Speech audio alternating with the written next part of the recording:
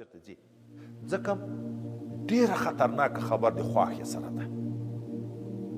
د خواښې سره به سړی ډېر احتیاط کوي. دا شهوت خو غیر اختیاري ده. دا موږ خلک دا مینه بولي ښځه خواښې خپل زوم ته غېږ ورکړي ښکلی او د دغه زوم په زړه کې بې اختیاره شهوت پیدا شو لاړ ښځه یې په طلاق شو.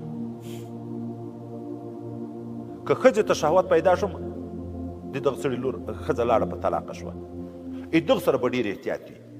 خو کله داسې به پیښېږي د سړي سره خواښه په موټر سایکل سپاره ده خواښې په آس ورسره سپاره ده د شا د لوري نه بدن ورسره لګېږي سړي ته شهوت پیدا شو.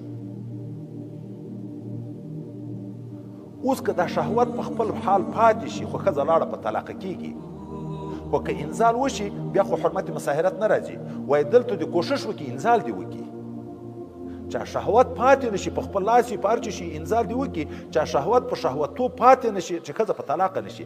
کله خو داسې صورت هم کله ګوره پیښېږي سړي سره خپله خواښې ده لمس مماثرت هلته د بدن ورسره کېږي هلته شهوت سړي ته پیدا شو. که شهوت په معنا پاتې شي بیا په حکم د جماع کې بلل کېږي بیا خو ښځه په طلاقه کېږي. خو که انزال وشي بیا په حکم د جماع کې نه بلل کېږي وایي کوشش دې دلته وکړي انزال دې وکړي چې دا ښځه بد شي. نو د خواښې سره کوشش دا د خلکو د حالته په دغه مسله نه دي خبر چې بیا انزالونه کوي. دا مینه بولي غېږ سره ورکوي دا مینه بولي خواښې ته لاس ورکوي. دا موږ بیانونه په دغه شیانو کې چې موږ کوو د دغه مصلحت لپاره چې په روزانه دا اوس هم ترجمه 14,000 16,000 18,000 کسان تر 10,000 کله تر 25,000 نفره پورې خلک ګوري. دا موږ حدیثو بیانونه هم ګوري.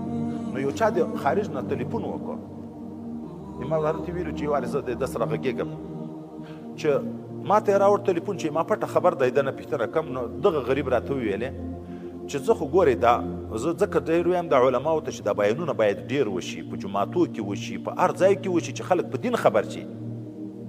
نو دغه سړي وویلې چې ما خو عین زنا کړې ده د خواښې سره خو دا را باندې باعث و دې نه پرېښم دغه مسلې نه خو زه نه وم خبر اوس زه څه وکړم او 6 کاله مخکې کېږي تر اوسه مې بیا هم د خپلې ښځې سره اولادونه مې هم تر وزېږېده د خپلې ښځې نه د خواښې سره مې هم جماع اوس زه څه وکړم دغه د حل یار شته ما ویل نه د دغه بیا د حل یار هم نشته د مغلظې ښځې د طلاق ول یار شته چې بلې مېړه به وکړي بیا یې طلاق کړي بېرته یې کړی شي خو دغه خو یار هم نشته.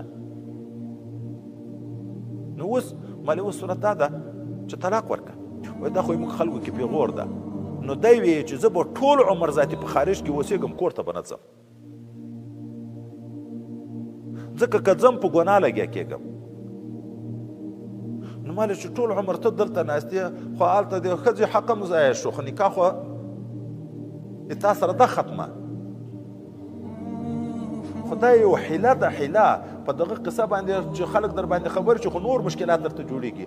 حیله ده ځان په تلیفون کې خوش که راوله طلاق ورکړه د هغه ځای نه د هغه وطن په فرانس کې اوسېده طلاق ورکړه خلک به یې چې طلاق کړه دا خو